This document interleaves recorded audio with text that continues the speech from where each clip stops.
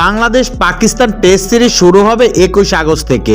ইসলামাবাদে অনুশীলন করলেও প্রথম টেস্ট তাদের খেলতে হবে রাওয়ালপিন্ডিতে, যার উইকেট ও কন্ডিশন সম্পর্কে ধারণা নেই সফরকারী ক্রিকেটারদের। তবে টাইগার তারকা শরীফুল ইসলাম সেখানে পেসাররা সুবিধা পেতে পারে বলে মনে করছেন।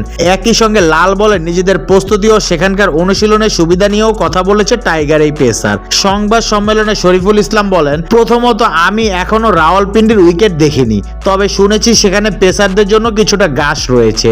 আশা করছি ঘাস থাকবে ম্যাচের উইকেটে।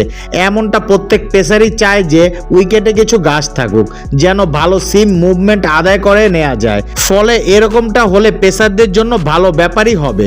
দীর্ঘ বিরতির পর লাল বলের ক্রিকেট খেলা নিয়ে শরীফুলের ভাষ্য, আসলে লাল বলের জন্য প্রস্তুতি নেওয়াটা বেশ কঠিন ব্যাপার, বিশেষ করে এতটা লম্বা সময়ের ব্যবধানে। তবে আমাদের মানিয়ে নিতে হবে, আর কিছুদিন বাকি আছে।